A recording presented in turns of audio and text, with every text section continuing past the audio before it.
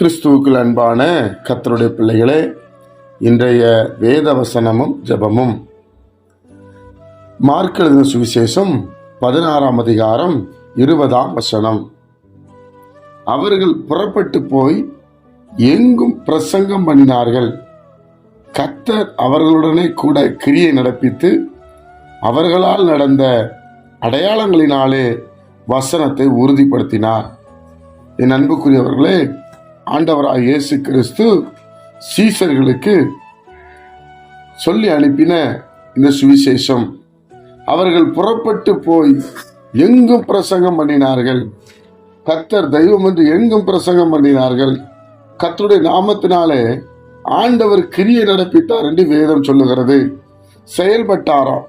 ஏன்னா வசனத்தை உறுதிப்படுத்தணும். வார்த்தையின் மூலமா எழுதி வைத்திருக்கிறார். அதனால சீசர்களை கொண்டு கர்த்தர் பெரிய பெரிய அற்புதங்களை செய்ததை அப்போஸ்தலர் நடபடிகள் எல்லாவற்றையும் நம்ம வாசித்து அதை அறிந்து கொள்ள முடியும். தேவனுடைய பிள்ளைகளே, நம் ஆண்டவர் கிரியை செய்கிறவர், செயல்படுகிறவர். நீங்கள் ஒரு காரியத்தை விண்ணப்பத்தை வைத்தால், நீங்கள் ஜெபித்தால் ஆண்டவர் செயல்படுவார். அது எந்த காரியமாக இருந்தாலும் சரி, நீங்க உண்மையாய் ஜெபித்தீர்கள் என்றால் ஆண்டவர் கட்டாயம் பதில் தந்து நம்மளை சந்தோஷப்படுத்துகிறவராக இருக்கிறார். அப்படித்தான் அன்றைக்கு அவர் செய்தாராம். அவர் சொன்ன அந்த வசனங்கள் எல்லாம் சீசர்களை கொண்டு உறுதிப்படுத்தினாராம். இன்றைக்கு உறுதிப்படுத்தி கொண்டிருக்கிறார். தேவ மனிதர்களை கொண்டு தேவன் உறுதிப்படுத்தி கொண்டிருக்கிறார். வசனம் ஒரு நாளும் வெறுமையாய் போகாது. தேவனுடைய பிள்ளைகளே, வசனத்தை விசுவாசிங்க. அந்த வசனத்தினால உறுதிப்படுத்துவார். உன்னை மேன்மையாக வைப்பேன் என்று சொன்னால் கட்டாயம் மேன்மையாக வைப்பார். நித்திய ஜீவனை தருவேன் என்று சொன்னால் கட்டாயம் நித்திய ஜீவனை தருவார். ஆனால் நாம் அவருடைய சித்தத்தின்படி வாழ வேண்டும். அவர் விருப்பத்துக்கு நம்மளை விட்டு கொடுக்க வேண்டும். தேவனுடைய வசனத்துக்கு கீழ்ப்படிய வேண்டும். அப்படி செய்யும் போது இந்த ஆசீர்வாதங்களை பெற்றுக்கொள்வோம்.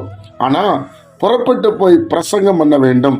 கர்த்தருடைய வசனத்தை சொல்ல வேண்டும். இயேசு பற்றி மக்களுக்கு அறிவிக்க வேண்டும். அப்பொழுதுதான் அவர் கிரியை நடப்பிக்க முடியும். ஜெபிப்போமா? தேவனுடைய சமூகத்தில் ஜெபிப்போமா?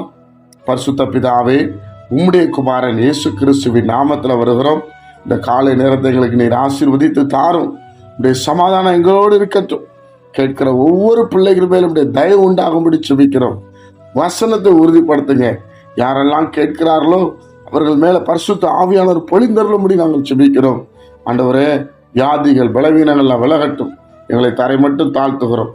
இயேசு கிறிஸ்துவின் மூலம் ஜெபிக்கிறோம். எங்கள் ஜீவனுள்ள நல்ல பிதாவே, ஆமென்.